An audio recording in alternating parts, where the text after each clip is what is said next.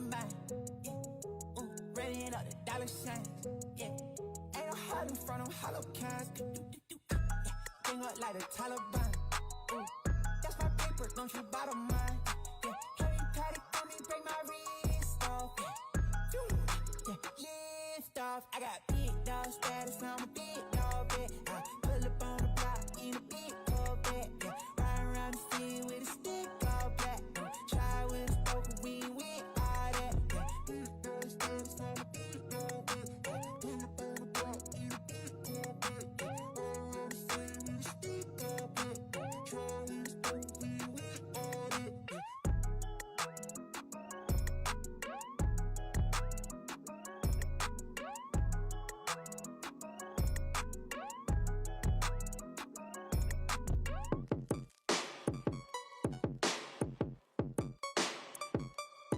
It's going down.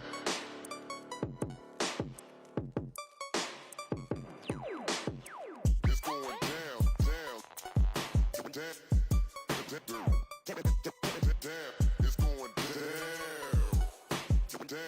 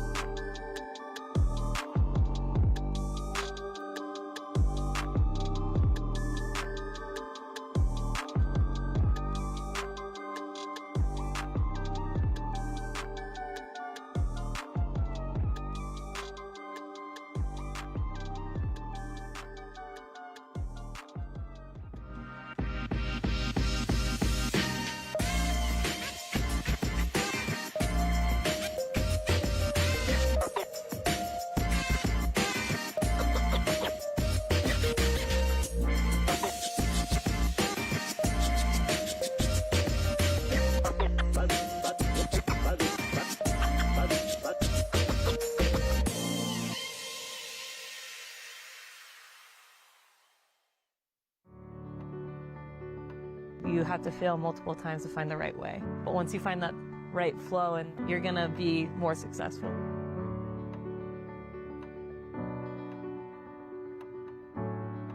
Resilience is kind of understanding that like bad things will happen and that like you can turn those into opportunities to grow and become a stronger person. When I was young, I was one of the only women in climbing. I was the kid at the gym climbing with all the older dudes. I think for me it was sort of like a proving ground. I've had those struggles too, that people have been upset that there's been a black person in their gym. And I'm resilient because I don't let it stop me. Adversity teaches you to fail properly. And if you're not willing to accept failure, then you're never gonna learn to grow. Or whatever you can throw at me, like, you're not gonna take me away from what I wanna do. You can't stop me.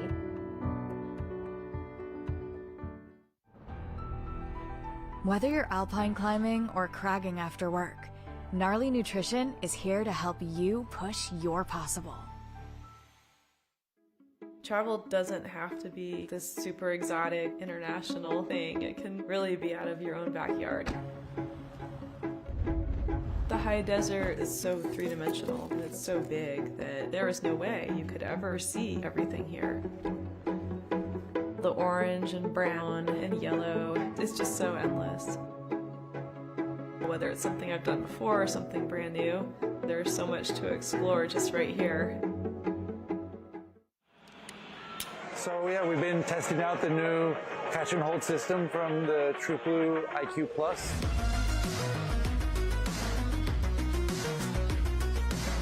And with the IQ Plus, you know, you're just able to stop there, rest, shake out, try to figure out the moves, and yeah, really excited to have this new device in our gym. It's going to just really help us to continue growing the sport.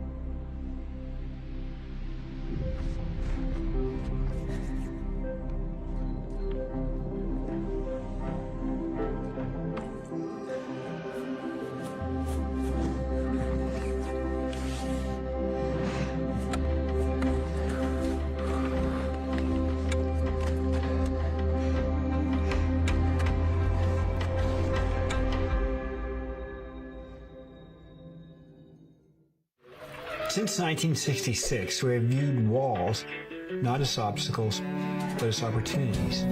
From the big walls of Yosemite to the high peaks of the Himalaya, we were searching for a personal kind of freedom. In this pursuit, we found a community, strengthened by different stories, experiences, and perspectives. This community has shown us that the only way forward is together.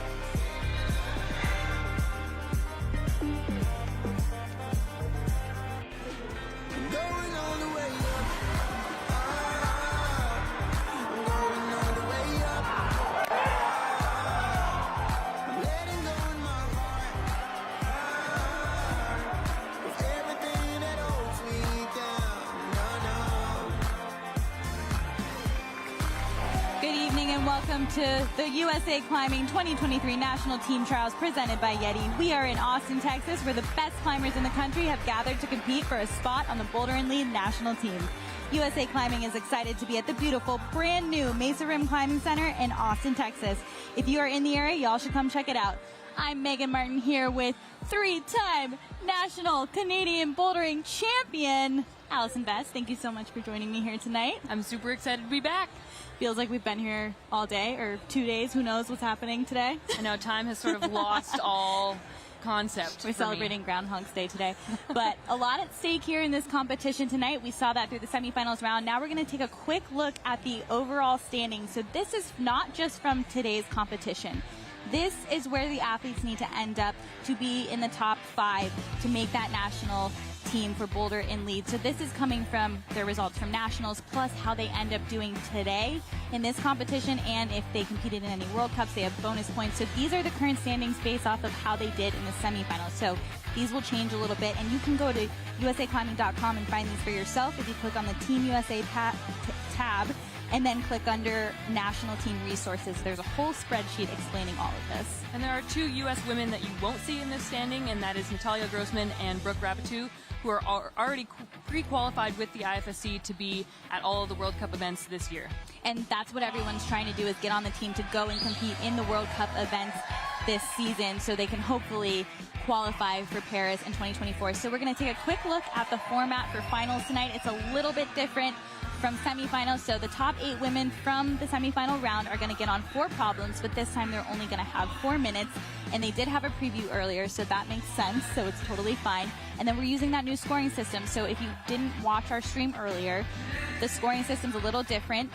The top is worth 25 points, and then there will be the 10-point placard as a high zone and the 5-point placard as a low zone. So points are really what matter in this competition. When they get into the lead route will be worth 100 points as well, and they will add those scores together.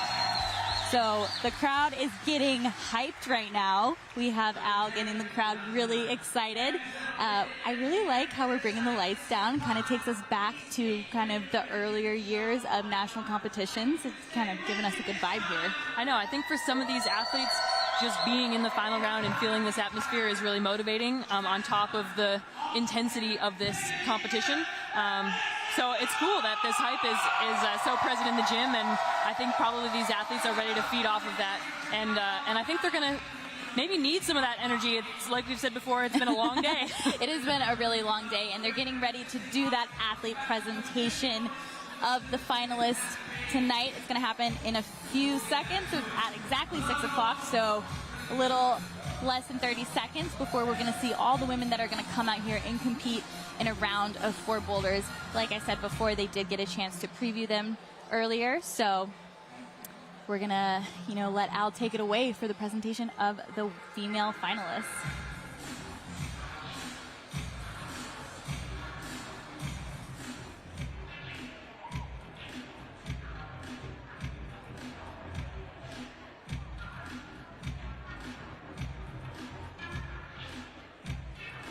All right, let's meet our athletes. First down, give it up for Kerry Scott, Zoe Bitters, Helen Gillette, Chloe Coscoy, Adrian Akiko Clark, Kylie Cullen, Annie Sanders, and coming into the final, seated in the first place position, Kyra Conde. Ladies and gentlemen of the 2023 team trials, these are your top 8. These are the ones that are going to give you that show you've been promised.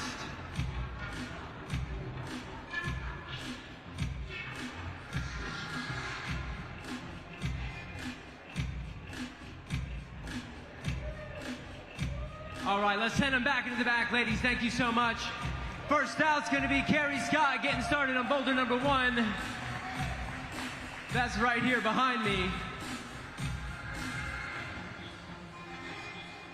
There we go. All she's got to do is grab her shoes, her chalk. We get this thing started. Stand by. At your 8 finalists. Pretty exciting to see a few new faces in the final. Kerry Scott, Zoe Bitters, and Helen Gillette. All of their first elite final at a national competition. And by national, the the North American Cups obviously are national/international, but they are not counting in that statement. I mean, either at a nationals or a team trials for the elite competition. And we did mention in semifinals, team trials is a relatively new event for USA Climbing. It used to be you had to perform well at nationals, and that was your only opportunity to be able to make the team. And so it's a little bit new having multiple opportunities for point scoring. So these athletes that this is their first finals. For example, Kerry Scott, our first athlete, as you see out on the floor. That does include, nationals or team trials, but it hasn't been that long that we've had a team trials competition. Yeah, and the team trials competition being added has been really great because the stress of having everything based off of one competition was kind of overwhelming to know that you only really had one shot to make team.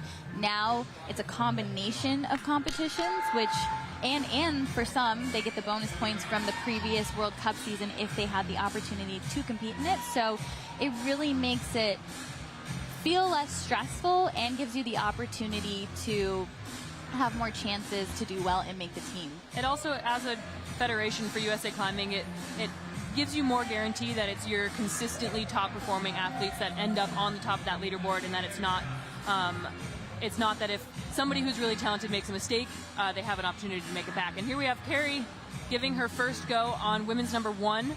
That was really good route reading for her. That is sort of exactly what the route setters told us was intended for this first move here.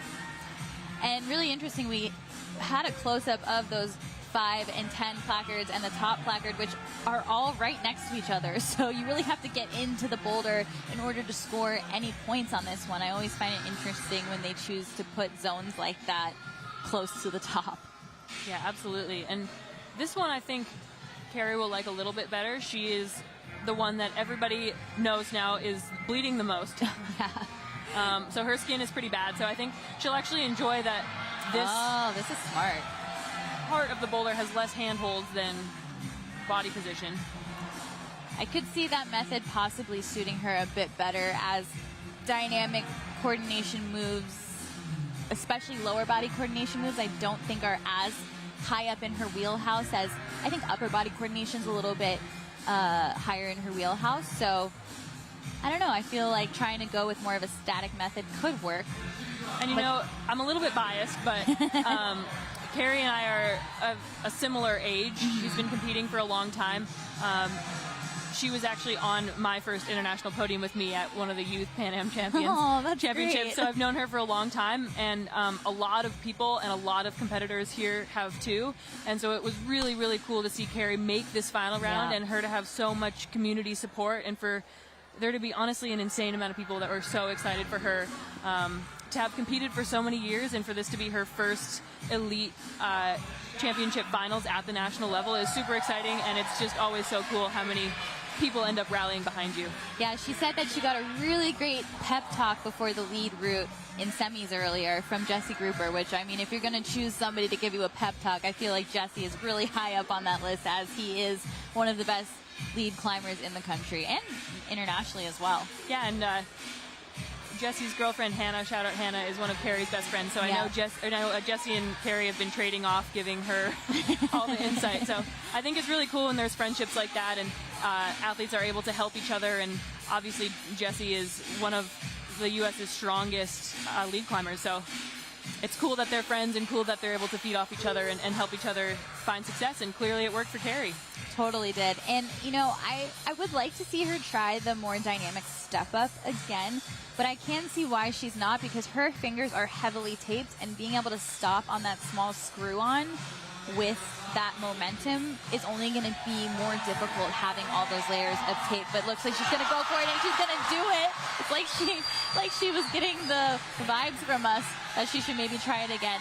Going to have to move quickly through here, but slow enough. Going to get the 5, so points on the board now for Kerry Scott. We've also heard that foot match is very tenuous, as you saw there from Kerry, and I would be shocked if she gave it another go, but it looks like she's not going to. But I mean, that was a great example of sometimes it feels like there's what we call a beta break, maybe not the way that the route setters had intended to do it, and she was trying that with that high heel, trying to go a little bit slower, and sometimes it's really hard to know when to give that up and when to just try harder on the clearly intended beta. I mean, sometimes it's hard to know what's intended and what's not, but it is always really difficult for these athletes in only 4 minutes to be able to decide where to put their energy and intention.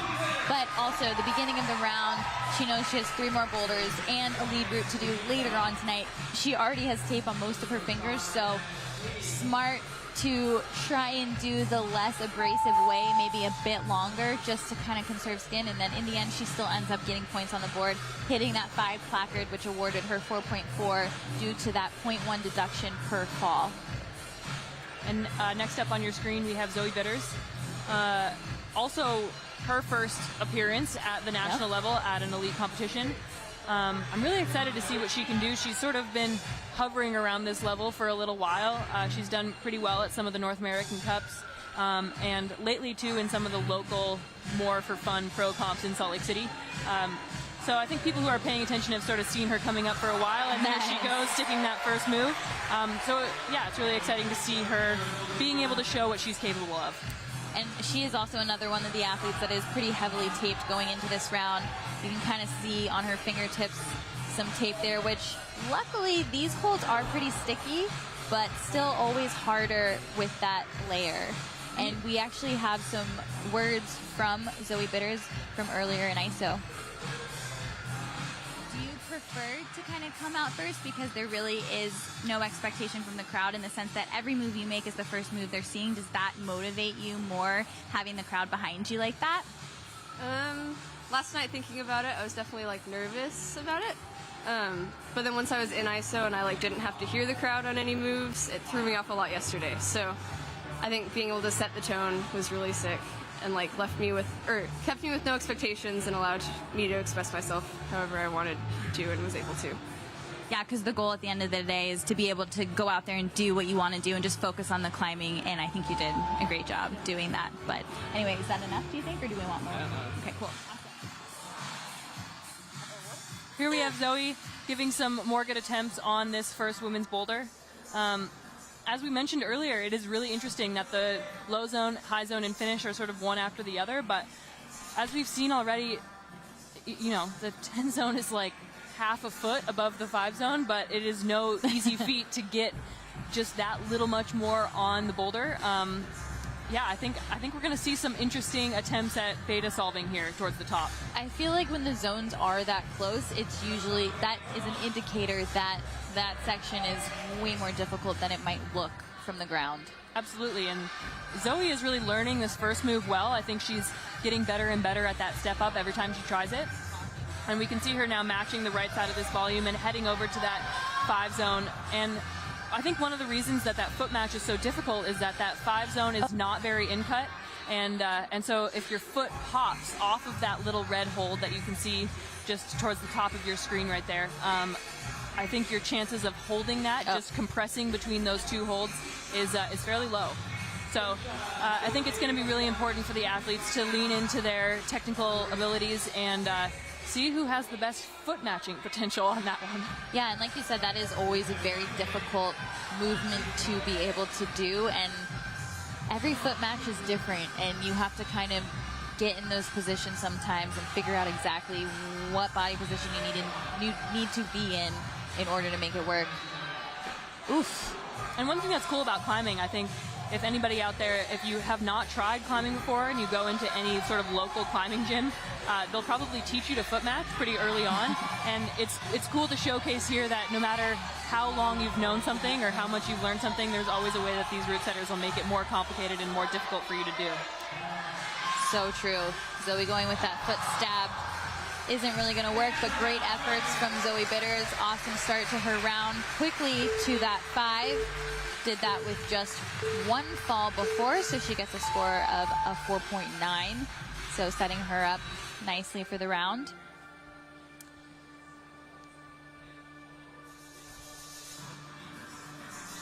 Up next, we're going to have Helen Gillette, another athlete who is getting her first chance at a final at an elite national competition. She was extremely excited to have made it to this round of the competition.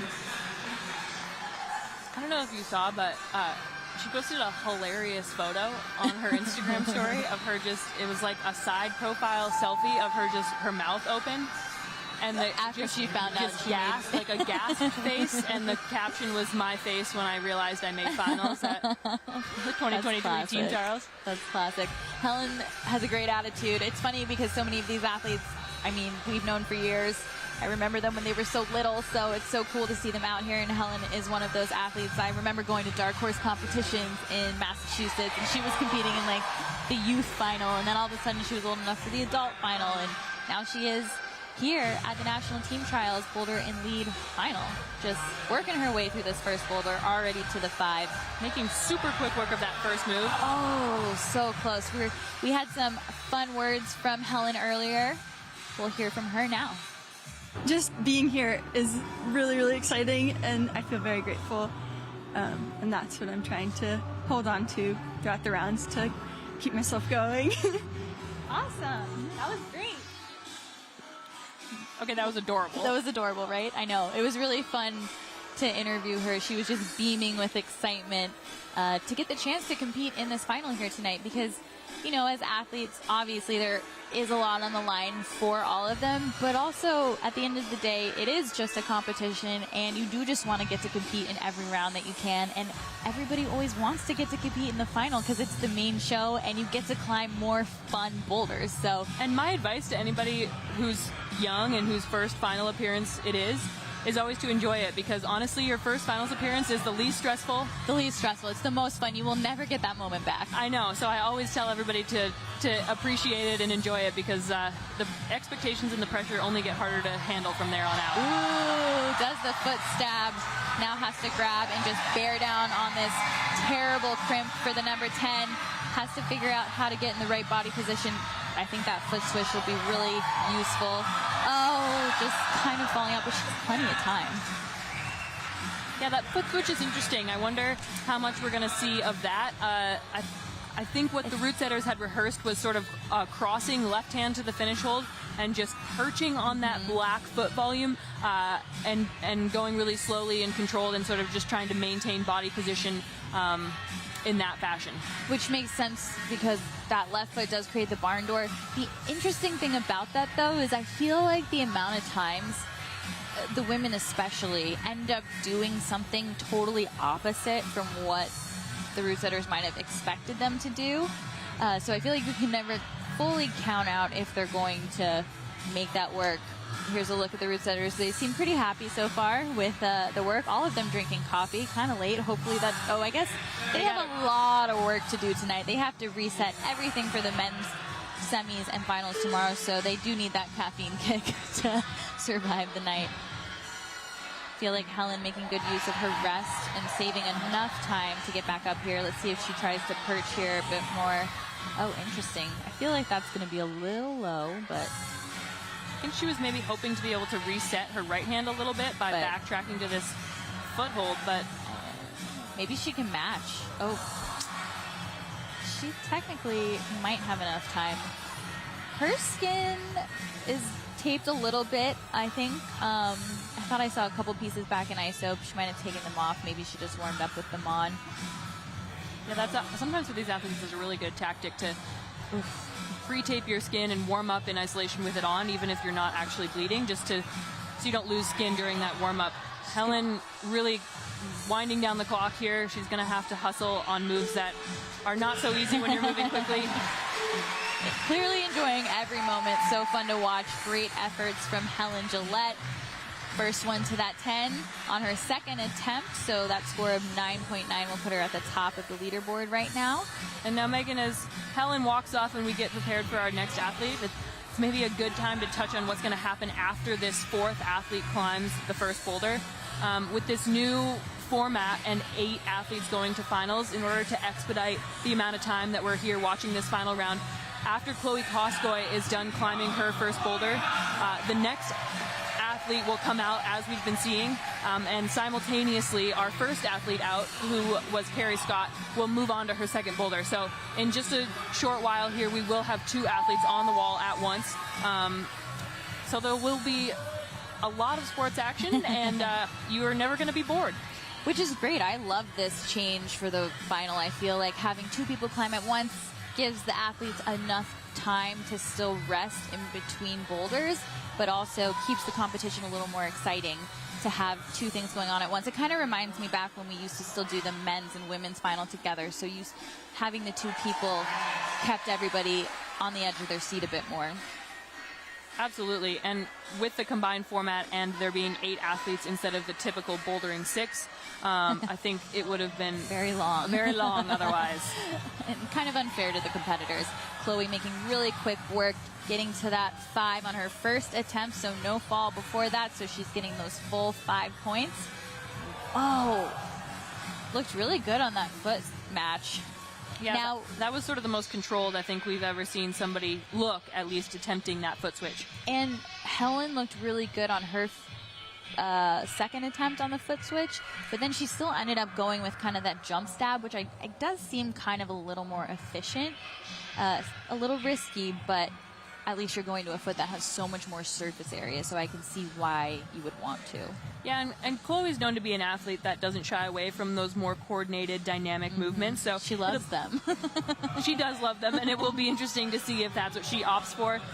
She also does train at the USA Climbing Training Center in Salt Lake City a lot, and I know they practice foot switches like this. Maybe not this exact scenario. This is a very unique boulder, and really cool to see the route setters doing something that we haven't really seen a lot of before. Yeah. But as far as foot switching goes, we'll see if her training in that realm has paid off, or if she'll go for the dynamic method. Really close. It kind of looked like her left hand wasn't really in the right position to make it work that time, but minor adjustments, and I feel like she can make that happen. Just brushing the edge of that volume, because you saw her hand was wrapped around that, so she needs it to be as fresh as possible. If you notice too, when we get this close-ups of the volumes, there's actually glitter in the volumes. There's little sparkles, which is, I think, kind of exciting. I think so too. I think those volumes are made here. I believe so. But something that is cool about... See the glitter? Oh, there. Yeah, look it's at that. really noticeable on the blue volumes. Something about this combined round, though, is obviously these athletes want to do well in relation to each other, so we do talk about who's in the lead and who's winning each round, but as we've seen in all the previous rounds so far... Close from Chloe Coscoy again. As we've seen in the previous rounds so far, all these athletes really want to do is get points. So obviously it's nice to come into a round in first, and still placement is a factor, but more than anything, you really want to have a high score. So although it may not make a big difference in the ranking, I think having that 10 zone for Chloe does make a big difference heading into that lead round. It totally does, and we saw that from her in the semifinal round, because on the first 2 boulders, she had 10 points on each boulder and wasn't able to top, and then got the top on the last 2 boulders in like the 24 point something range, and that really changed her score. So 5 extra points from the 10, if you're not going to top, is really important. Just needs to figure out how to get through this section. Looks like she wants to go back to the foot swap.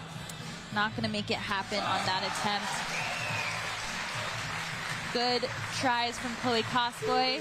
Very efficient, having her first attempt get her all the way to the 5. First time we had seen that so far in this round.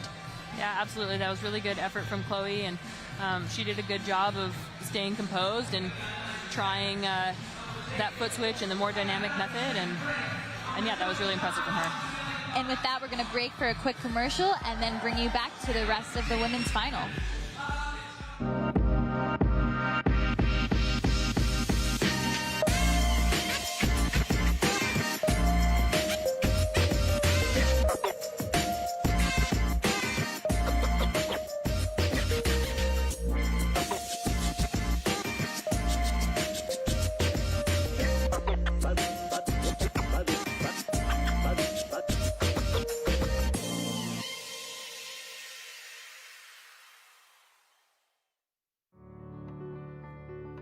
You have to fail multiple times to find the right way. But once you find that right flow, and you're gonna be more successful.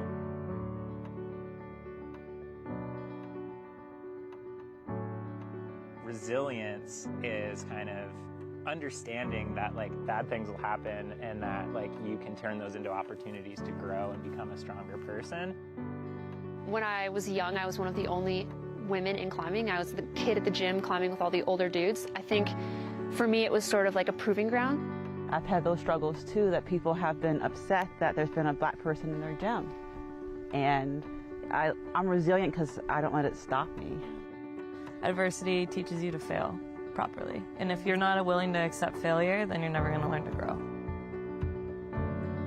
Or whatever you could throw at me, like, you're not going to take me away from what I want to do. You can't stop me.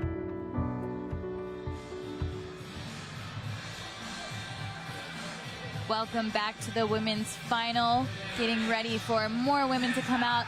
And at this point, we will have 2 women on the wall. Adrain Akiko will be on women's number 1, while Kerry Scott will start her attempts on women's number 2. So our first look at the staggered start final for the women in bouldering, which Allison and I think is a great idea.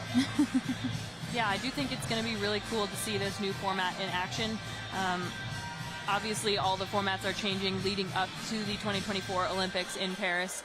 And I think all of the people in charge, so to speak, have been doing a lot of learning since the Tokyo 2020 Olympics. And I think the bouldering round was long there, and they only had 3 boulders in that round? They only had 3 boulders in that round. So I think hopefully they're hoping to add the 4th boulder back, and this strategy of having 2 climbers on the wall at once is to hopefully create time for having that extra boulder. Adrain off to a great start on women's number 1, nailing that coordination stand-up move. Kind of foot stand hop move. I feel like during the earlier round she showed some real technical prowess on the boulders, so if she can figure out how to get around this little volume and figure out the foot switch or foot stab, she could be set up nicely. It's interesting what... Oh, wow, that was beautiful. Oh, no. Wow, that was... I can't believe how seamless that was for her. Yeah, I think what's becoming really key on that move is the athletes getting their left hand all the way around to the right side of the volume. We saw Chloe and Adrain looking quite uncomfortable until that happened. And Helen ended up getting her hand in a really good position really early on, and I think that's why she was able to hold that foot step so well. Kerry working her way into the 5 zone on women's number 2. Very powerful and contact strength specific boulder. 2 things Kerry's really good at. Now I'm wincing inside a little bit knowing that this is probably killing her fingers in terms of skin, but she's in the final and she's going to fight tooth and nail for every move. Really good efforts there, but immediately checking out to see what exactly is happening with the blood on her fingers, if it's coming through the tape or if everything's kind of holding up. You see her fingers are heavily taped. That's 1, 2, 3, 4, 5 or 6 fingers taped. That's a lot. Yeah, and I think not only skin, but also fatigue. This boulder requires a lot, and these athletes have already climbed a lot. So and have more climbing to do. Absolutely. So I think she's going to be using her time really well, and I would assume Kerry's probably only going to give 1 more really good attempt, and she'll take a second to rest, or 30 seconds to be more specific, and then probably head back onto the wall at around the minute mark. Yeah, you see she brought her tape out with her so she can retape and has plenty of time, like you said. So definitely prepared for what's going on. Looks like she's going to tape another finger, so she's either at 6 or 7 fingers that are taped at this point as Adrain gets ready to take another attempt on women's number 1. See if she can figure out how to get off of that number 5 zone and into the realm of the number 10. I think she sort of did that foot match unexpectedly. It just looked so easy. Nobody was really expecting it. And again, her hand was not facing the direction it was before, and it seems to me that hand position is becoming really crucial. And once athletes figure out where that left hand needs to be in order to be in a more stable position, the move seems to get a little bit more unlocked. Exactly. And Kerry is back into women's number 2. Has to, little foot slip there for both of them. I think Kerry's done, and I think Adrain's going to be done too. Great climbing from both women. These boulders still proving to be pretty hard, similar to the semifinals round, plus again with all of the fatigue. It's a lot to ask. It's 5 points for Adrain Akiko from that boulder, and Kerry Scott now with a cumulative score of 9.3 points. Nice to see points on the board so far for everyone who has come out here. That's always good. Good sign. Yeah, absolutely. And next out we have Kylie Cullen, who is a more technical climber and does enjoy a good slab. And some coordination. And our route setters here have done a good job of creating more technical slabby movement on walls that aren't necessarily the most slabby, to be honest. All the previous rounds have had a lot of overhang, a lot of power, just because that is what these wall angles are. But in this round, that's actually not true. I think we have 2 more powerful overhanging boulders and 2, as you'll see, lower angle, more slow, patience-dependent boulders. So the route setters have done a really good job of working with what they've got and creating a good diversity of styles and testing these athletes really well. Totally. I will say the last boulder might be more of a power slab, though. Time will tell. Kylie quickly into women's number 1, as is Zoe Bitters. Kylie already on the 5. Zoe trying to set up to get to the 5. This one is just powerful right from the start. Oh, little slip there from Kylie, but very smooth until that point. Just kind of a technician wizard there. It is. I mean, Kylie really tends to do foot moves in particular that just seem so improbable, and she does them with such ease, it's hard to believe there's any difficulty involved. I think a lot of that stems from the fact that she's kind of always been that way. Like, I remember watching her do those kind of moves when she was like a kid. So it's just kind of evolved into an even greater skill as she's gained more experience and gained some age. Absolutely, and we've talked about Kylie Cullen a lot on this broadcast, but what she's done that's super impressive is obviously right out of the gates, as soon as she was eligible to make the adult national team, she did that, but then not only that, she's been competing at the IFSC level for a few years now and has shown super impressive consistency, making a lot of different semifinal rounds and doing it time and time again. So having standout performances is one thing, but consistency is something that's really hard to achieve, especially in bouldering competitions and especially at the international level. And Kylie has done a fantastic job of doing that for the U.S. team. Yeah, she's done an amazing job and coming really close to getting into those lower single-digit placements at World Cups. So she's definitely trying to get back in that opportunity zone of getting to do the World Cups this year and continuing to gain on her experience. And she really is at a great age to get all of that experience, and with the Olympics coming up as well, even if it's not this next Olympics for her, it could easily be the following Olympics, just given the fact that she is still so young. So just, 18 years old. Very, very young. Absolutely. I think just a little shallow on that foot stab there for Zoe Bitters. I usually talk about it to anybody who will listen, but I think there's a lot of pressure on these young athletes to be good as soon as they turn 16 and as soon as they're eligible for adult World Cups. But I think there's also a lot of examples, Kyra Conde being one who will come out later today, and Kerry Scott making her first adult nationals here, that there is a lot of room to grow from the time that you're 16 to the time that you're 26, and that just because you're not where you need to be or where you want to be when you're 18 doesn't mean that you're not going to get there. And for athletes that are still teenagers, the thing that's important is staying passionate about it and staying motivated, and I think we've got some good role models in this final for sticking with it and focusing on improvement rather than immediate results. 100%. I think just getting that experience, if you can, at a younger age is great, because then it just improves your chances of having the longevity within professional climbing. Absolutely. Kylie trying to get back into a good position, just slipping there. And you know, as I said that she had such an easy time with that foot match on her first attempt, she never really made it work the same again, and that can be really frustrating for athletes.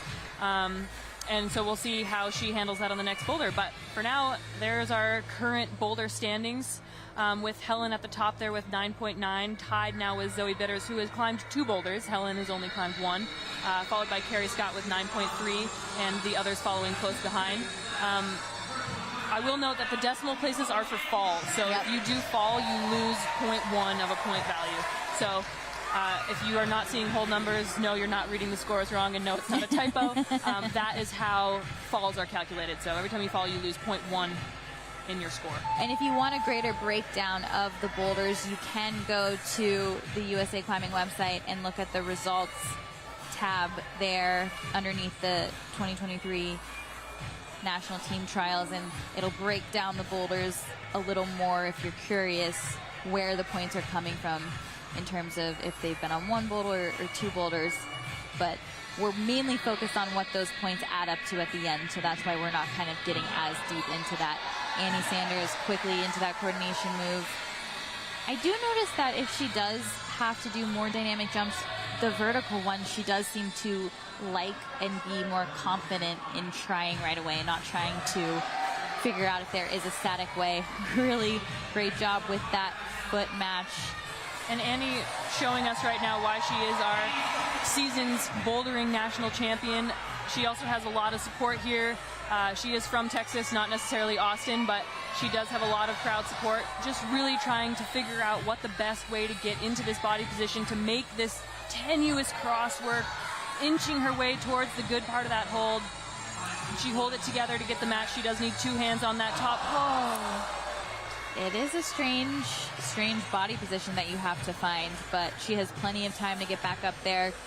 I wonder if switching feet on that black hold makes the cross move easier, but then the match, I think so, are going to have a little bit of a harder time getting your hips into the position that they need to be in order to get that match. I also wonder if they think that when they put the left foot on that they can kind of like hug the volume on the right side with their toe. I think that they might be envisioning that for themselves, but then they get there and it doesn't really work. But Annie has a lot of time to figure that out. No rest for Annie Sanders back on the wall. She's like, I'm not tired. I'm a lead climber. What are you talking about? I have endurance for days. Helen was super close on this last attempt. Let's see if she can make it happen this time, and she's going to. Helen just off to a stellar round right now. Not able to hold the foot switch there, but has plenty of time to try again as Annie Sanders tries to figure out how she wants to approach doing that little foot hug that I was talking about. It almost looks like she might try to bring her left foot out to the volume. Oh, going for the foot switch back. Right hand? Oof. It looks like a very uncomfortable position. This is the kind of boulder that... Nice. Not over yet. Still has to figure out how to match, but she is in a much more stable position. Oh, just gonna lose it at the last second. What an exciting boulder. This is the kind of boulder, as I was saying, that athletes tend to climb super intuitively, so they might have a plan from the ground, as Megan was talking about, but as soon as they're in the position where they're uncomfortable and awkward, you're sort of doing what you can on the fly and making it up as you go, and you could really see Annie struggling to do that in that position, trying to find her foot position, her body position, where to grab that finish hold, and it can be really frustrating when you get to the finish hold twice in a row, and it's the match that's the hard part. Exactly. Still enough time, I think, for Annie to finish this boulder. Also for it's hard to tell for Helen because we haven't seen anyone pass this last part, but you don't really have a lot of moves. She might have enough time. She's definitely looking like it. Both women in precarious positions. Helen not going to be able to make it happen, but Annie Sanders still with a chance to top women's #1. We have yet to see it topped. See if she can make it work. She's been in this position before, but will she figure it out this time? How to match without barn dooring off. Oof. Fighting so hard. Down to the wire. And she's going to do it. Annie Sanders with the top of women's #1. I love her try hard. I mean, that was absolutely incredible. I don't think any of the route setters thought anybody was going to grab that number 5 black hold as an undercling upside down. She is so creative, so intuitive, really trusts her instincts and makes things work and is really patient when it comes down to the wire. Incredible climbing from Annie Sanders. Now coming out, Kyra Conde for women's number 1 and Chloe Coscoy getting on women's number 2.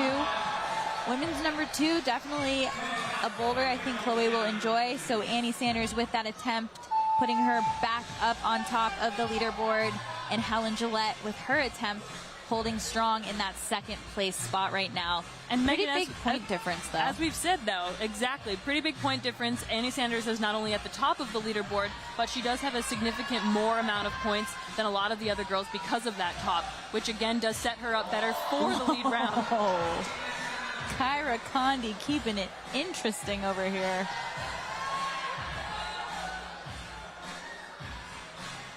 Kyra finding that hand position really quickly. That's the left-hand position is the one I was talking about that has proven to be crucial in making this foot transition, whether it's a foot match or a foot jump over. But I think that bodes well for her learning for her next attempt. Chloe Coscoy quickly into the 10. See if she can get into that next hold. From that camera angle, I couldn't quite see how her feet were set up there. There is like a specific position you're going to want to try to get into if possible. Rumor has it that the position you want there is your left foot on top. You can see that little orange hold on top of that blue cheetah hold, and your right heel underneath. Kyra really going very dynamically to that first hold, both hands making it a little bit more of a show, I think, than was intended, but she's making it look easy. She's making it look so easy, and I also feel like that must mean her skin is feeling quite good comparatively to maybe some of the other athletes, to be able to just completely jump and not worry so much about bringing the feet up because maybe her hands don't hurt as bad. I mean, she definitely was more efficient in the previous round, so there's a good chance that she has some good skin left. And you can see Kyra Conde has a very expressive face, so you can see she's got her confused face on, and that she's really trying to analyze this boulder well and learn from her mistakes and figure out what to do, because I think if you don't try that foot jump and the foot match feels bad, it can feel like you're a little bit trapped in that position. Yeah, I kind of am surprised that she didn't go straight for the foot jump, if I'm being honest, but there's still plenty of time for her to do that as Chloe Coscoy works her way back up into women's number 2, really getting into that number 10 zone with quite a bit of ease, trying to heel hook that pocket though that has the dual textured the textured part and the slippery part. Seems like maybe not the best idea. For those people who aren't as familiar with climbing holds, all or most climbing holds do have texture on it to increase the friction between your hands and the hold. And when we're talking about those dual texture holds, they are intentionally made to be slippery so that parts of the hold essentially can't be grabbed or stood on, or at least not easily. Yeah. And that's what Megan is talking about when Chloe was trying to heel hook on the part that is not meant to be either touched or heel hooked on. And in some scenarios, route setters actually force you to stand on that slippery part of the hold. So I think a lot of the athletes do get accustomed to being forced to do that. So in a situation like that, I see why Chloe would kind of try to heel hook there, because it could be possible, and maybe she could think that they did intend that, but we'll have to see if she makes any adjustments on this attempt, which will likely be her final attempt with the clock coming down, really just powering through this lower section. And in some scenarios when athletes feel trapped, they'll sort of try anything. And in those cases, it's always really unbelievable what works. And that's when the most creative betas arise, as we saw from Annie Sanders actually on boulder number 1. That's a really good example. Kyra just trying to figure out how to get over on this boulder. I really liked that method there. Maybe a little more powerful, but really good problem solving on the fly. Didn't end up working out, but I think it's still good to get creative in those moments, because though we are in this competition right now, doing those things can only put you in a better situation in other competitions later. Yeah, and I think going foot first for Kyra was a good idea there, but I also think she put herself in a position that I think required a little bit more back mobility than she has, because she does have that spinal fusion where her bending that direction was probably very difficult. So the athletes now have a 90-second break, which is probably more at about 60 seconds at this point before they're going to come out again, still in the twos. So we're getting a good look at the crowd here tonight. Again, we have the more dimmed lighting in the background, which is pretty cool, kind of reminiscent of older times in competitions. Quick look at the women's number 4 boulder, which looks very powerful. Also kind of a lot of moves in that steep section. A little aggressive to end on, I would say. Absolutely. As the last boulder of the day, too. The last boulder of 8 today. Yeah, exactly.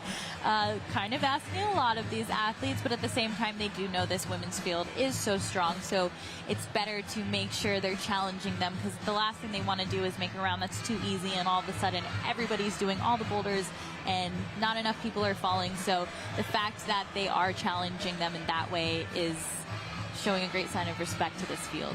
Yeah, and now that the first boulder is over, I think we can safely say that that one was quite hard. And just because all of those zones in the top are right next to each other, it doesn't mean it was easy to get up there. And it was a really great performance from Annie Sanders in particular, finding that only top of that boulder. And we haven't seen a top yet on boulder number 2 either. So it's going to be really exciting to see that second half of the field come out again and see what happens. Exactly, and now we have the women coming back out.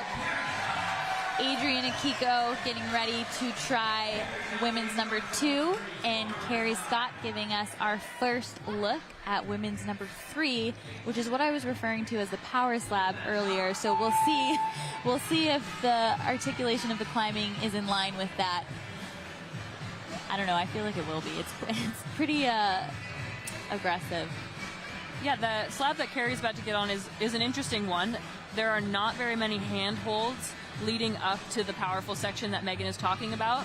So it's one of those slabs that has a transition between making sure you're really calm, making sure you're really composed, and doing this walk across, which is mostly foot-based, into a position where you're having to try really hard and be really powerful. So a slab that requires both is always an interesting test to challenge these athletes to change their mentality in the middle of a boulder. And it is a kind of tricky start, seeing Kerry already take one fall on it, but successfully starting the boulder now, making sure she has all 4 points on to start, and already kind of struggling with that opening walk across section that Allison was talking about, as Adrain Akiko is quickly into the 10 zone, setting up nicely with her feet so far to kind of get into that intended beta that we were talking about earlier, but that swing maybe a little more aggressive than she realized from the ground. On that specific move from Adrain, that's that section that we have been told requires that under heel, so her to heel hook underneath where her left foot is, and that it makes the move significantly easier, and that doing that move the way that Adrain just tried is actually incredibly difficult.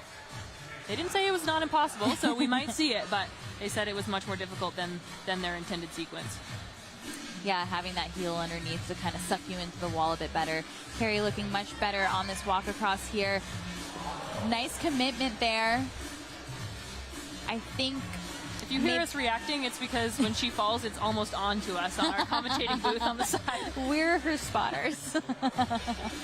I feel like she could dial it back a little bit. I think you need a little bit of momentum, but maybe that was too much. I'm not sure if you're really supposed to jump that much, but she was kind of losing her balance, so I think a good fix to just kind of go for it.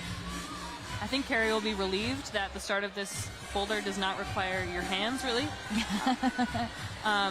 But she's doing a good job of learning every attempt. She looks more stable every time she comes on the wall, and we'll see if Adrian's done the same when she gets up to this 10 zone towards the top of this boulder. And switching her feet there, kind of stepping through with the right foot into that blue cone rather than the left foot for Kerry, that was a better start. Adrain kind of popping off that foot. It's really hard to get the friction there. Good news is getting up to that 10 seems fairly doable for her. And this slab from Kerry will be interesting to see what the athletes do in terms of their usage of time. There we go. Great work from Kerry. Oh, no!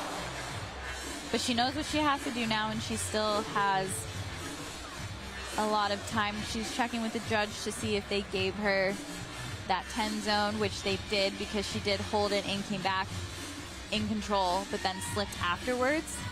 always good to check with the judges. The athletes can do that to make sure they're scored properly. Yeah, and like I was saying, on a boulder like this, it's actually reasonable for these athletes to do what we call rapid fire and try over and over again, because they're not, there it go from Kerry Scott, they're not using so much energy on the first half of this boulder, but this is the power section that Megan was talking about. We've been told this mantle is incredibly difficult, so we will see what Kerry makes of it. There are two ways you can go for it straight into the mantle, and you can possibly get into that Gaston and kind of like palm press and then get on top of that cone, but it just depends on what you're more comfortable with. I think she's going to try to go for that Gaston first if she can. It does look like a very uncomfortable position. Ugh, not going to make it happen, but she had the right idea. Yeah, absolutely. I think we might see some of our taller competitors really committing to going into that little hold above the 10 zone, and we might see some of our shorter competitors trying to mantle, but I think we're going to see our athletes get really creative there. So with that, Kerry Scott in that third place position right now with 18.9, and currently Adrian Akiko right below her with 15 points. Kerry having climbed on 3 boulders and Adrian just on 2.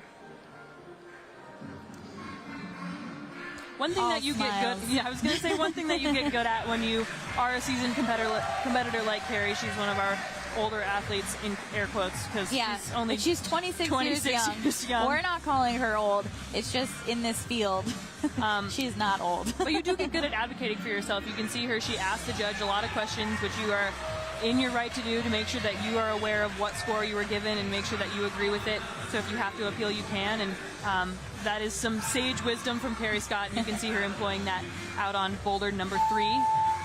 And also with climbing evolving so much in the last decade, especially is in terms of like coaching and programs and whatnot, you know, a lot of the athletes of the age of about 26 to 35, you know, a lot of us didn't really have consistent coaching, so advocating for yourself was extremely necessary, whereas now with these phenomenal programs available to younger athletes, oftentimes they have a coach, so relying on themselves is something they kind of have to learn a bit later.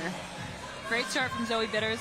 That is a little bit of a precarious position, but she was able to figure it out on her first attempt and is now getting into the cone walk, we'll call it.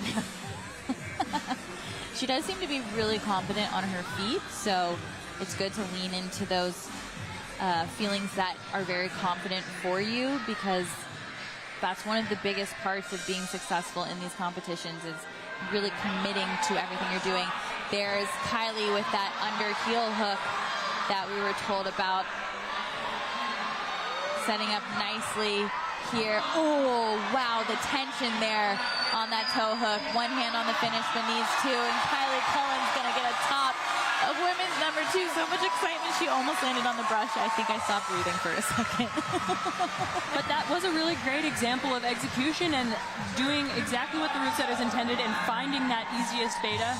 Sometimes it's easy for these athletes to get suckered into doing what their first instinct is, and Kylie did a really great job of thinking it through and finding what worked for her, and I'm excited we saw a top on that one. Yeah, and Kylie's an athlete who has phenomenal first instincts. If you look back at a lot of her results, when she tops boulders, the amount of times that she flashes them is really often. I think she, more often than not, if she's going to do a boulder, she will flash it. So she does have excellent intuition on her first attempt, which is what we saw on boulder number 1, because after her first attempt, it was harder for her to execute again. So first time's usually the charm for her. Absolutely, and we see Zoe Bitters now getting close to that 10 scoring hold. I don't think they would have given it to her on the last attempt, but she was really close, and it's really cool to see the learning on this boulder too.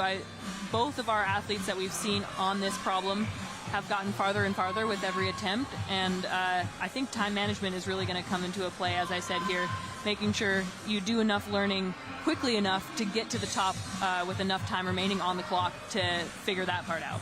Yeah, especially since the top is anything but a gimme. Nicely done there by Zoe Bitters. Really good stick, kind of a Yanya-esque flare of the back leg. going straight into the mantle. Real good commitment there. Able to get her foot up. Should be able to get a top here. Just has to stay patient. One hand and two and a top for Zoe Bitters. Incredible climbing and adjustments from attempt to attempt. That was awesome to see her put that together. Yeah, that was really great climbing from her, and really fast into that press.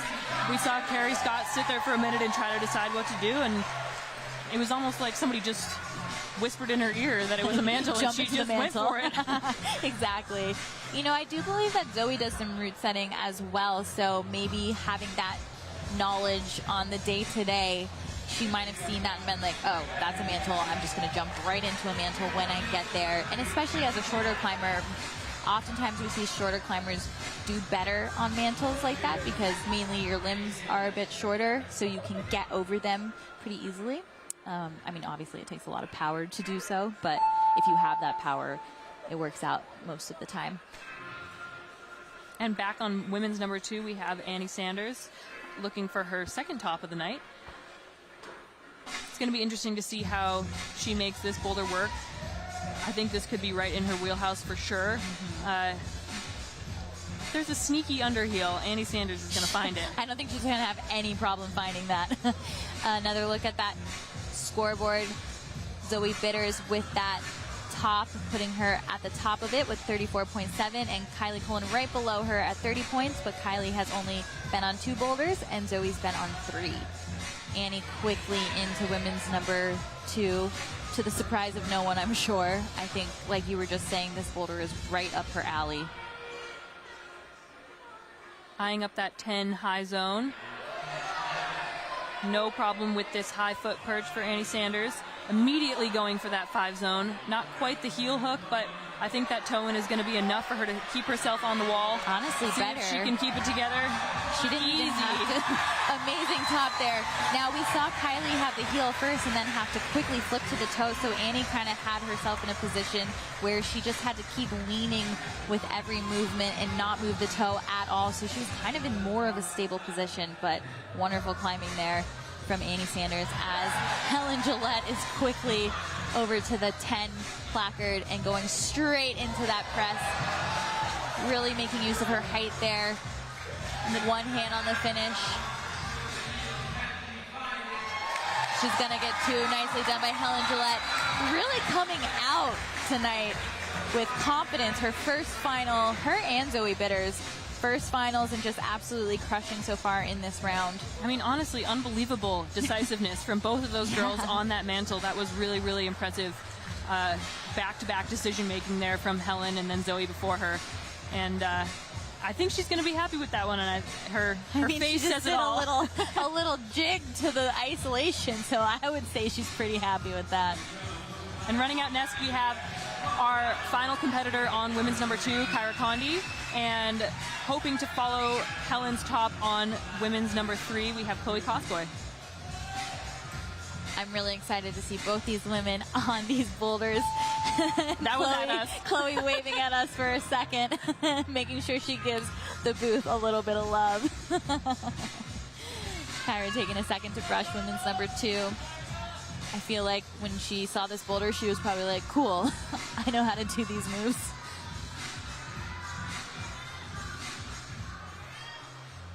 Kyra pulling on now. Trying to decide whether to get her foot over before going into that pocket. Jump. Nicely setting up here to get into the 10 as Chloe starts her little shadow walk across. Oh, we're calling it the cone walk. My bad. Really nice, efficient climbing and route reading from Chloe Coscoy. See if she jumps right into that mantle. Looks like she's going to. Ooh, almost. Little save. All of a sudden, I felt like I should whisper. We are kind of close. I know, we're just yelling beta at them. They can maybe hear it. We had that problem at Bouldering Nationals. We had to be really quiet during semifinals. The first boulder was literally right in front of us. Kyra back on already. No surprise. Her power endurance is honestly unbelievable. Yeah, she's worked really hard on it, so it's nice to see that it's paying off. Chloe into that mantle position now. One hand on the finish, and she's going to get a top on women's number 3. Really nice work there from Chloe Coscoy. You can see how happy she is with that one. She's like, wait, can I go sit down now? Bye. That wave was for us too, or to all of you at home. Chloe Coscoy just waved at you all as well. If you're a Chloe Coscoy fan, she's sending you love. Kyra making good use of her rest time, getting ready to get back on the boulder. Like we were talking about a little bit earlier, she probably knows that this boulder got done just from the cheers coming into isolation. So, and likely the speed of which Annie returned to isolation after her round. So it definitely puts a little more pressure on her to get that boulder done because she knows that it is possible. She's got a nice little toe hook here. Ooh, that's really smart. There we go. Almost finding that position. It does seem like the toe hook there is a little more efficient than trying to heel there first. Yeah, just because you can hug it a bit more. She did go for a heel that first go, but it was just directly under where her left foot is instead of on that dual text as we were talking about earlier. I don't think that was instinctual for her to put that heel hook there. But it's so hard within a 4-minute time window to decide what you're going to do and to rely on your instincts and have confidence that it's the right decision and know what to change when you fall. So a boulder that has a foot complexity like this, it's really difficult for these athletes to make the correct assessment in the time that they're given. Another look at those standings. Chloe Coscoy moving into 3rd with her attempts on women's number 3, putting her at 39.9, so put her in a great spot. Kyra Conde is, I don't think we've, oh no, I think maybe we do have all of her scores, and let's double check that. Yeah, I think we do. So it's okay though, she's still on that 2nd boulder, so she'll be moving on to that 3rd boulder next, but we have another 90-second break. And we're going to go to commercial really quick, and then we'll be back and get back to the women's final. Travel doesn't have to be this super exotic international thing. It can really be out of your own backyard. The high desert is so three-dimensional, and it's so big that there is no way you could ever see everything here. The orange and brown and yellow is just so endless. Whether it's something I've done before or something brand new, there's so much to explore just right here. So yeah, we've been testing out the new catch and hold system from the TruBlue IQ Plus.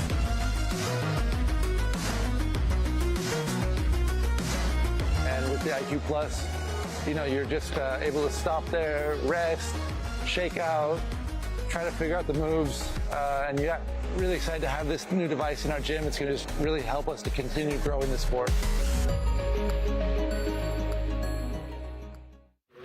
Since 1966, we have viewed walls not as obstacles, but as opportunities. From the big walls of Yosemite to the high peaks of the Himalaya, we were searching for a personal kind of freedom. In this pursuit, we found a community, strengthened by different stories, experiences, and perspectives. This community has shown us that the only way forward is together. Welcome back to the women's bouldering final here at the 2023 National Team Trials, brought to you by YETI. Adrain Akiko and Kerry Scott walking out to start their attempts. Kerry Scott will be on women's number 4, and Adrain Akiko will be getting on women's number 3. With this new format in the final for bouldering, it is so nice. We are already quickly working our way through the round, which is great not only for the viewership but also for the athletes, because after this they have a really quick turnover into the lead final. So nice that they can kind of get through this round pretty quickly as well, and hopefully conserve as much energy as they need for that lead route later. And we see Kerry Scott now walking up to what we deemed earlier as a mean last boulder of the round. It is quite steep, it is quite powerful, and I think it's going to take a lot of skin, which, as we have said, is not something that these athletes have extra of. Yeah, and we've seen Kerry continuously tape throughout this round, adding more tape to her already very taped fingers. So she's going to want to work as efficiently as possible through this. And I know that just bearing down on that crimp has to be quite painful. But getting into women's number 4 as Adrain Akiko works her way through the cone walk, looking pretty calm. Nicely done by Kerry Scott. That's a pretty cool move. Good save there, getting her foot up and into a more secure position. Really quick work of that jump from Adrain Akiko. Let's see if she is as decisive as some of her fellow competitors getting into this mantle. Few options here. Kerry able to reach to that hold, which might set her up really nicely. Could be a really hard swing to hold, but we'll have to see how she gets through that section. Adrain setting up right now to get a top here on women's number 3, and she's going to make it happen. Nicely done on her second attempt, I believe. So really nicely done for Adrain Akiko.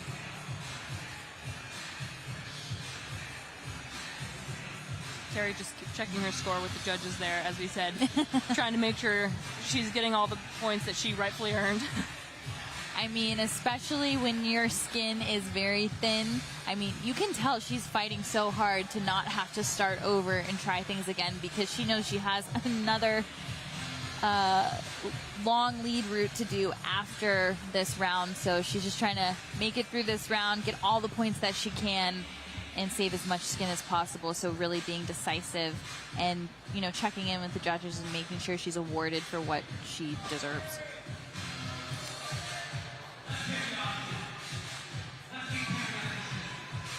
Kerry setting up again to get back on women's number 4. Oof. Really bearing down to hold that swing. See if she tries something different here. A heel hook might be a good method. I believe that was possibly one of the methods that you could use to get through here. Ooh, that looks actually even better with the toe hook. Might be difficult to hold this swing when she matches, but we'll see if she finds the right body position. She's just inching her hands and feet to try to find what the most secure position is going to be to release that right hand. Opting to go 360 here. That's smart. She kind of did this in the qualification round on a boulder. Oh, so close. Really creative problem solving there by Kerry Scott. Will she give it one more attempt? It is her final boulder, but she does have the lead route. I think she might try again. Yeah, looks like it. She is running out of time. She's going to have to get on the wall really soon. See if she can figure out another way to approach this. What she did on her first try looked pretty close. And with 8 seconds left, this is the kind of scenario where I just want to tell her, save your skin. Yeah, well, she's going to do it. Great work from Kerry Scott. So much effort. That'll put her in 7th place right now with 23.8. Remember, really the placements don't matter as much as the scores. Adrain Akiko, after her attempts on number 3, with a 39.9 in 3rd place right now, as Kylie, Cullen, and Zoe Bitters step out for women's number 3 and 4.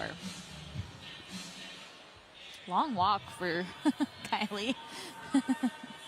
All the way down to the commentating booth. Exactly.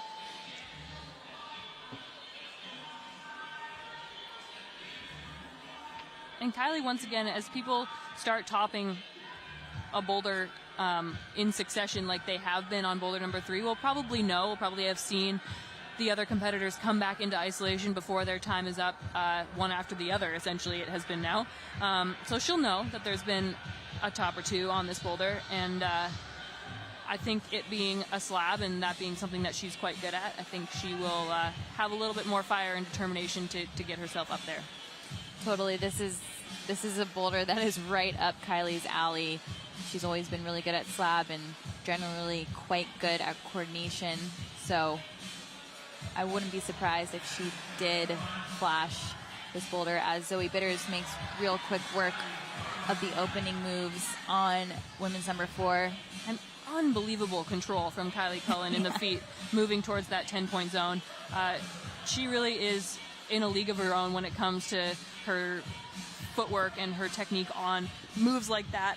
And just struggling a little bit on that mantle. I think she was a little bit indecisive about what method she wanted to choose. But like I said, her cruise control through the first half of that boulder bodes well for her ability to get up there again.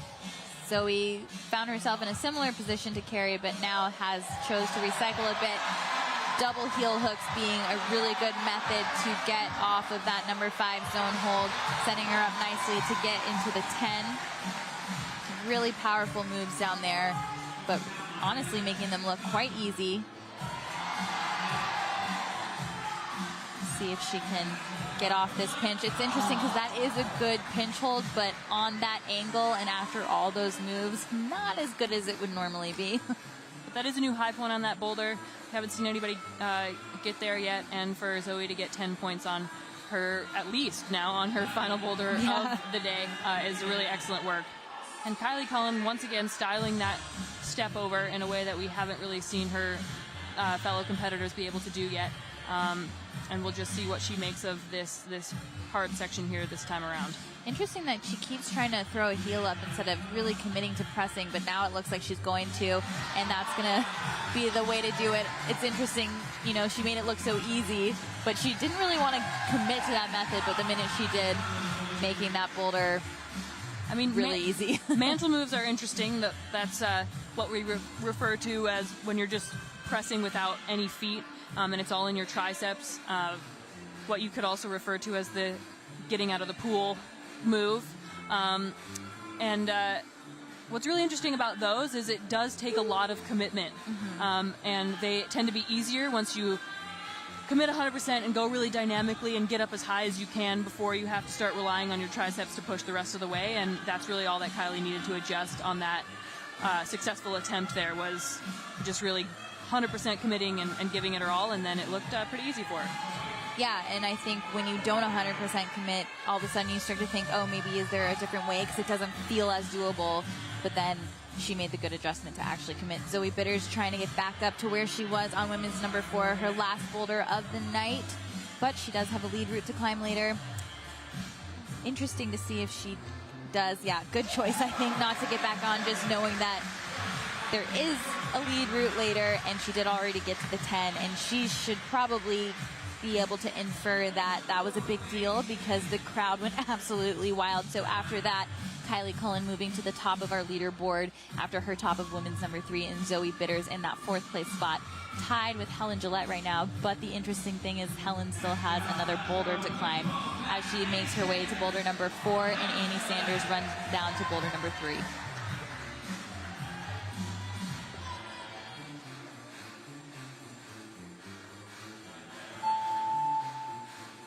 4 minutes on the clock for both women to get these boulders done. Annie with a score of 49.8 after just 2 boulders. Pretty high scores. And this third boulder that she's about to try has seen a lot of tops, but the other one's not so much. So for her to have 50 points already heading into this third boulder is sets her up really well. Yeah, it definitely does. And this is a boulder that I think she'll enjoy. I feel like this kind of jump across move is limited coordination in jumping. It's kind of not as big as some of the other stuff she's had to do this week, so I think she won't be so hesitant about getting into this move. Helen quickly into the 5. Annie doing that move with no problem, just like I would assume. Everyone's really getting sucked into this toe hook. I actually didn't foresee that happening, but I think you quickly learn that it's maybe not the way. This will be really powerful, but maybe possible. Annie Sanders working her way towards the top now with ease. That's a flash for Annie Sanders on women's number 3. Keeping her track record of ending up at the top of all of the boulders. Just one more, and then she'll have topped them all from both the semis round and the finals round. Helen taking another look at women's number 4, seeing if there's another way she can get set up to go to that number 10 hold. Now, the tidbit that we were given from the route setters, they did say they potentially thought the beta in this section was to campus. Yeah, there's an option to campus to the holds that are kind of creating a little crack that the women have to dead point to grab that kind of medium juggy crimp, I would say, or juggy flat hold. But then they could continue to campus into 10 too. I would be surprised if we saw people try that, just given how exhausted everyone is. I think at this point people are trying to keep their feet on the wall as much as possible, but we could see it happen. If anyone's going to do it, I'd say it either would be Chloe or Kyra, though, if anyone would choose to campus. But I stand corrected because Helen's about to do it right now. Yeah, I think what Helen attempted there was right in line with what the route setters were thinking when they designed this boulder. I think Zoe was really creative, having climbed just before Helen and getting those double heel hooks in. But if you look on the right side of that volume, you have that hold that is blocked a little bit. It's the hold you go to with your left hand off of the start volume. And I think that was in an attempt to make the heel hook that Zoe ended up doing a little bit more difficult. And that hold that you see there is also blocked. So I think route setters use those blocker holds to try to make holds worse, but to also try to make it so that things aren't as easy to use as feet. Totally. And it's interesting, too, because if someone can use it as a foot, it doesn't mean everyone can, because, like, depending on the width of your heel, nicely done. And now throwing the foot up so she can make her way into the 10. I feel like she has enough energy to keep going. Oh, just short there. Oh, man. Great efforts by Helen Gillette. Really put on a show out here in the bouldering final, setting herself up nicely, moving into that lead round. Big smiles from Helen. That moves her up to a third place right now with a score of 54.5. Annie Sanders at the top of the leaderboard from her top of number 3, still having one boulder to get on. Kyra Conde coming out for women's number 3, and Chloe Coscoy coming out for women's number 4. I'm really excited to see what Chloe does on this boulder. She is super creative when it comes to power, so I think finding beta like Helen just found and that more campusy style is something that I would not put it past Chloe trying or finding very quickly. So I'm excited to see what she does here. Kyra quickly up on women's number 3, starting to work her way across this little cone walk before setting up for a little coordination move into that other cone. Really eyeing it up.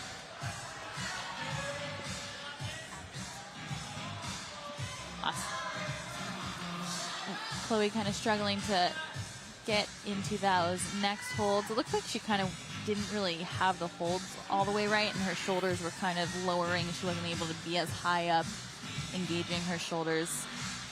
Kyra really quickly back up onto this boulder after just undershooting this move a little bit. One of those boulders where you can kind of get on quicker because you're not expending too much energy at the opening. The one thing you don't want to do is have to try the mantle over and over again, because that will tire out your triceps really fast. Nice reading from both women. Kyra just needs to stay a little bit patient here and finding a top there on women's number 3. And you can see, as we saw some of the earlier athletes top that out, it was a big...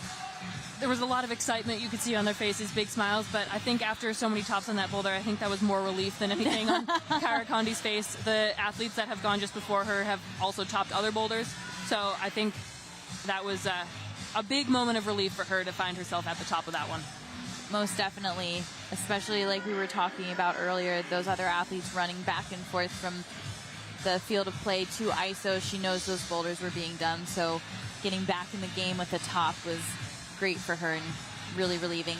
Chloe had some better beta on this last attempt, just kind of lost it as she was trying to come into the match on these little half moon holds. Gonna go with more of the campus method. Really nicely done. It's very similar to Helen, but chose to match on that hold instead of come into kind of more of a palm. Does she have enough energy to do this cross? She does. Now she just needs to make it to the top. This would be huge for her. Needs to kind of clamp with these feet. Looks like she's going to go just with a heel, though, instead. See if she can make it happen. Now clamp down with both feet on both sides for the match. And Chloe Coscoy will get a top on women's number 4. First top of the night. Huge for her. That is really huge for Chloe. And exciting for the rest of the round. And like we've said over and over again, this bouldering round is really all about getting points, and that top was huge for Chloe Coscoy. And with that, all we have left is our final 4 athletes on the final boulder, which we will get right to as soon as we come back from this commercial break.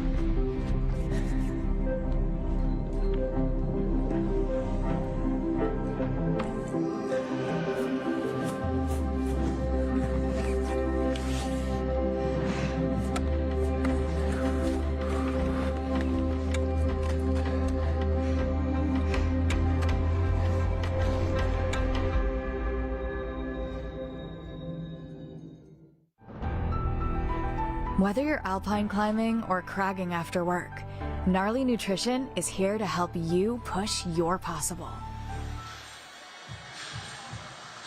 Welcome back to the final round of the 2023 USA Climbing Team Trials. For the women, we are in the middle, well, actually, we're towards the end of our bouldering final, and there are the current standings with Annie Sanders at the top of the leaderboard with 74.7, and she still has a boulder left to climb. She does, and we just saw Chloe Coscoy climb and move herself into second place with that 64.7, and also Kyra Conde was on women's number 3 with the top, and she's at that 39.9 with another boulder climb, as well as Adrain Akiko comes out for her final boulder of the round.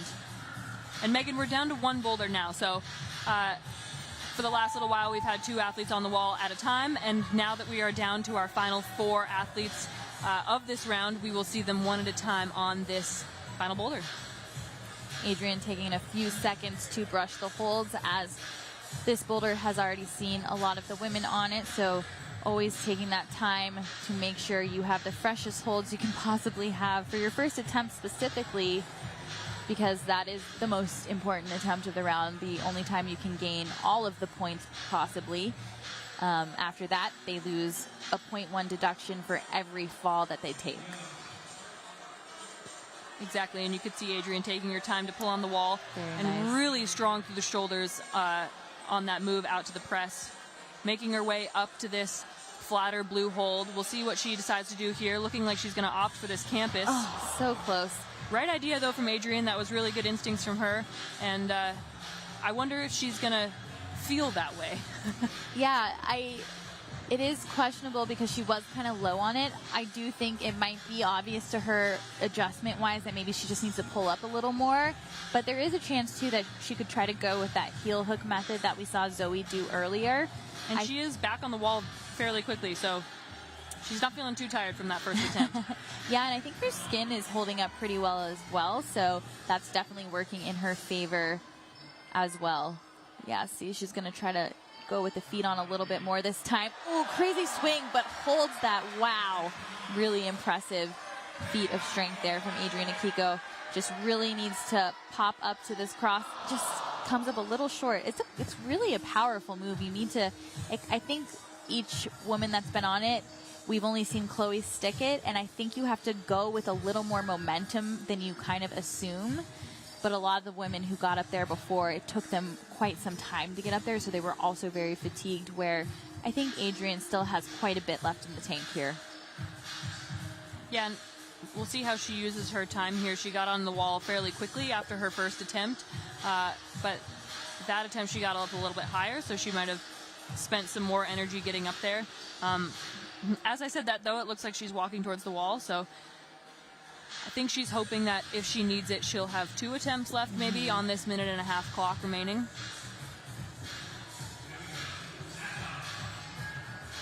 The way she held that swing last time was really taxing, so it'll be interesting to see if she does the same exact method again. I think she will, but a little foot slip there before she was able to set up properly. That's what I was talking about I think her mentality there was saving enough time to have 2 attempts, is just in case something like that happened. And on that move there, you see her putting her right foot out right where that hold is blocked. So that is a bit of a risky foot position, and you kind of got to commit and go before you know that that foot is going to cut on its own. I feel like saving time for another attempt is kind of a catch-22, though, because there's also the thought that maybe she got on the wall a little too soon, so she was still a little fatigued. But nonetheless, she has another chance, and she's going to take another chance even. She did switch up her beta that time. I am a little surprised she hasn't tried the higher left heel hook that Zoe found. I feel like that could be something that could work for her. Really getting a bit tired here. Not really sure if she has enough time to top, but she could possibly still have enough time to get to the 10, which, you know. She already has. Oh, wait, yeah, she already has. So never mind, I forgot. I totally forgot. So honestly, doesn't really make sense to keep trying at this point. It makes more sense to save it for the lead route because she doesn't have enough time to get the 25 points. And with that, Adrain walks off with a score of 49.8. About half the total amount of points that she could have gotten in this round. Yeah, remember, not bad. Every boulder round is worth 100 points, the same as the lead route. And we see Adrain move into 5th place there, just behind Helen, with her performance there on the last boulder. Kylie Cullen stepping up for her final boulder of the round. Going to take a few seconds to brush, as most of the women do.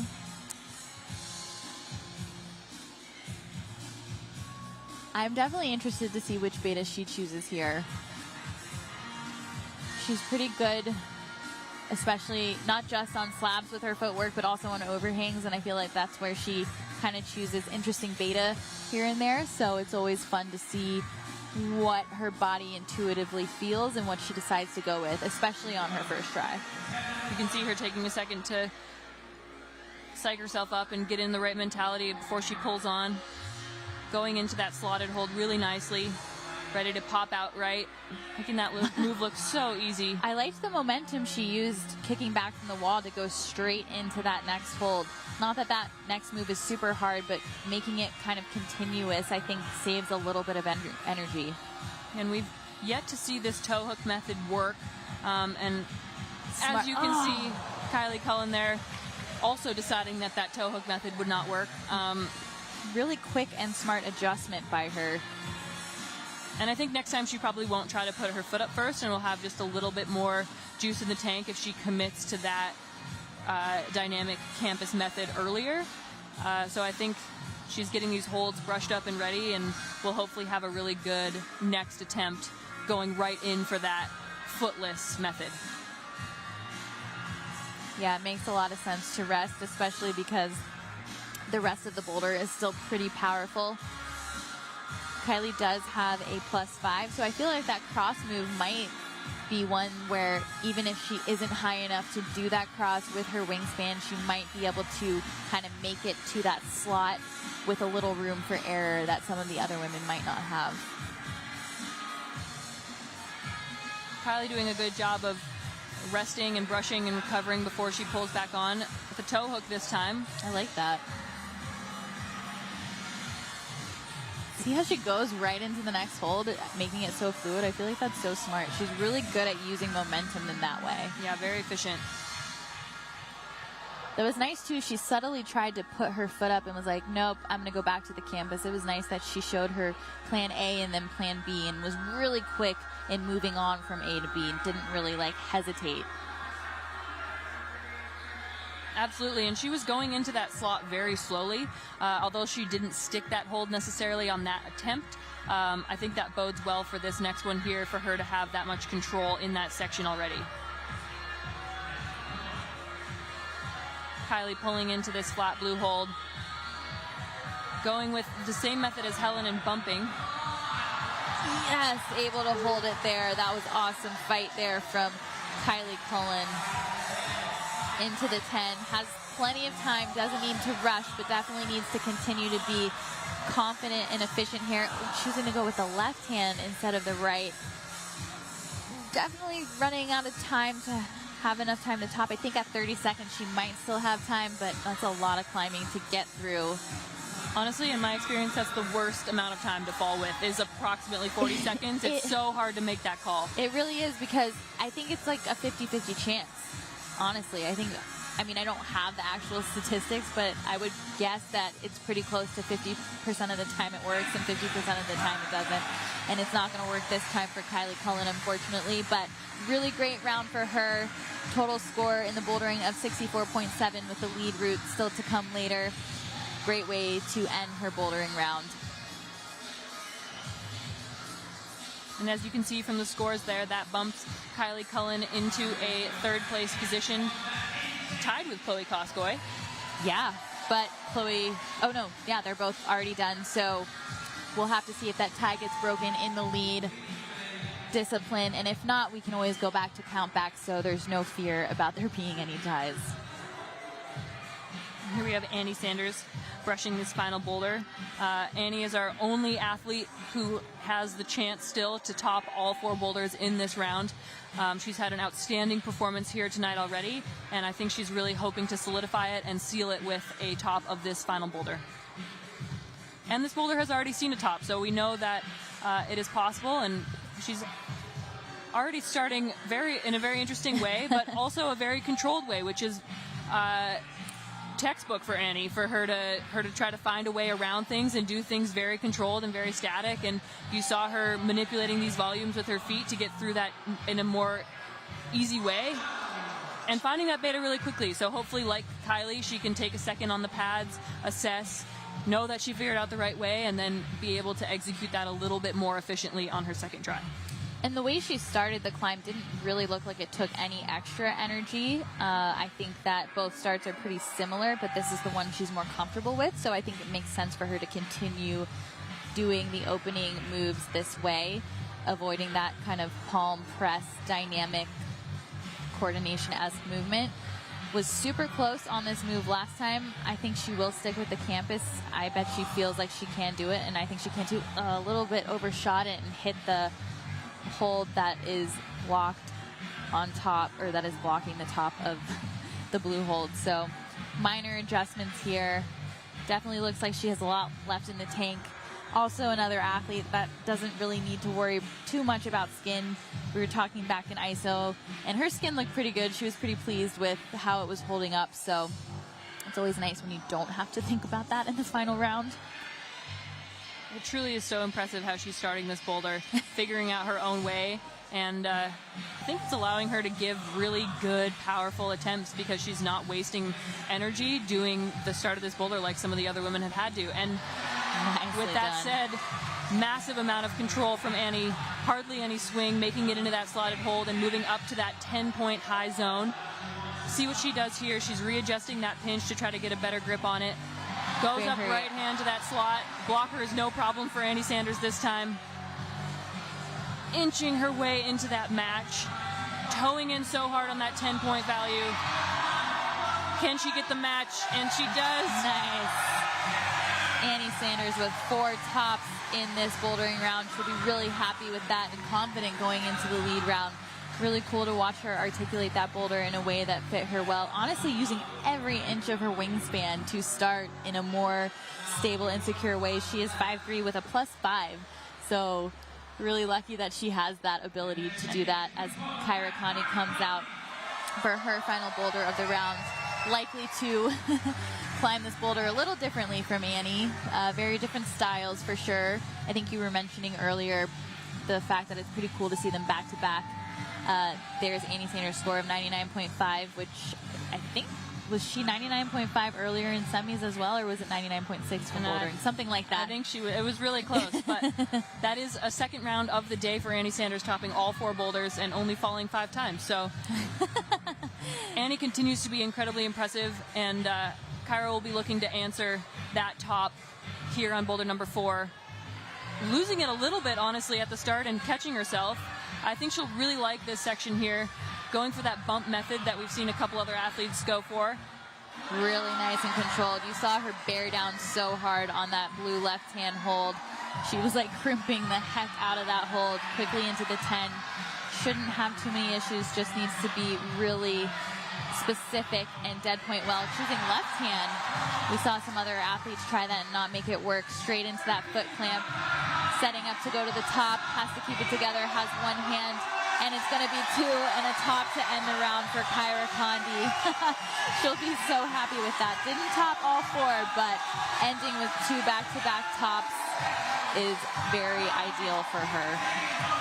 And I have to say, I do know Kyra and her style pretty well, and there is nothing she loves more than a foot clamp. So I'm sure she was elated by that. She was like, I'm going to go left hand so I can clamp on this foot longer. I don't need to go right hand first. And just like that, that bumps Kyra into a second place position with 64.9 for the bouldering round. But interestingly enough, we have 3 athletes, Kyra Conde, Chloe Coscoy, and Kylie Cullen, all with 64 points, separated only by falls.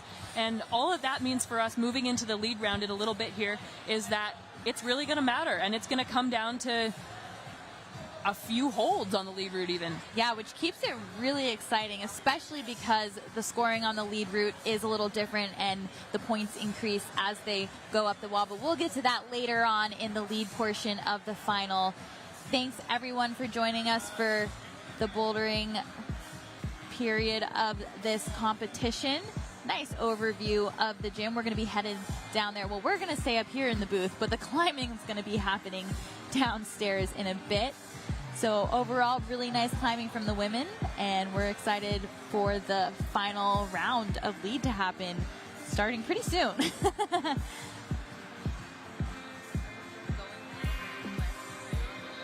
Yeah, there's big things to come coming up a little bit later tonight for the lead portion of the round. This is sort of it for the female athletes climbing this weekend, trying to make their way onto the national team. And this lead portion is the last missing piece, and I'm sure they're excited to try to put it all together. Exactly. So we will be back in about 20 minutes. So go ahead and go to that YouTube channel and find the new link for the lead portion of the competition tonight, and we'll see you there.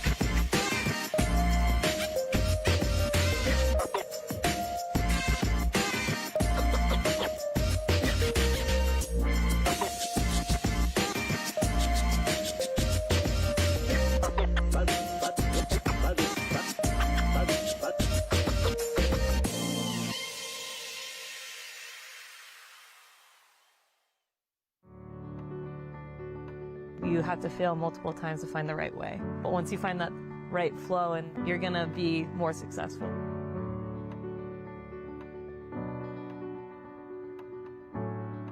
Resilience is kind of understanding that like bad things will happen and that like you can turn those into opportunities to grow and become a stronger person. When I was young, I was one of the only women in climbing. I was the kid at the gym climbing with all the older dudes. I think for me, it was sort of like a proving ground. I've had those struggles too, that people have been upset that there's been a black person in their gym. And I'm resilient because I don't let it stop me.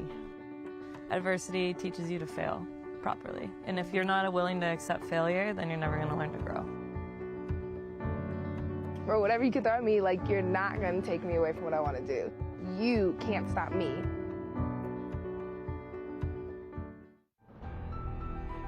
Whether you're alpine climbing or cragging after work, Gnarly Nutrition is here to help you push your possible.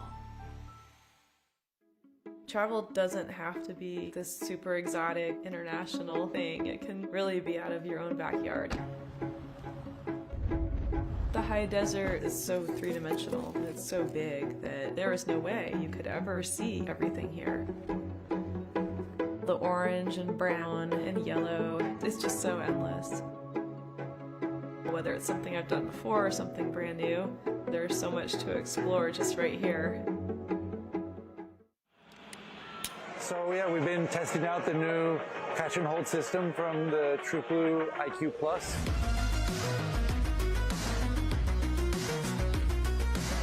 And with the IQ Plus, you know, you're just able to stop there, rest, shake out, try to figure out the moves, and yeah, really excited to have this new device in our gym. It's going to just really help us to continue growing the sport.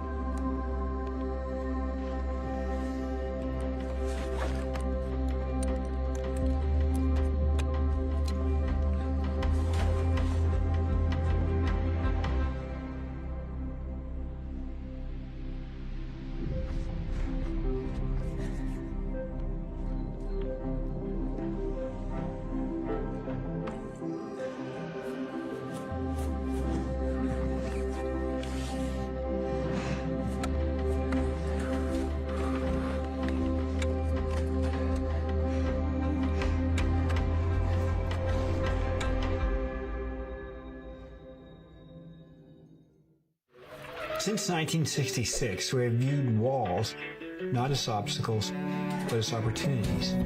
From the big walls of Yosemite to the high peaks of the Himalaya, we were searching for a personal kind of freedom. In this pursuit, we found a community, strengthened by different stories, experiences, and perspectives. This community has shown us that the only way forward is together.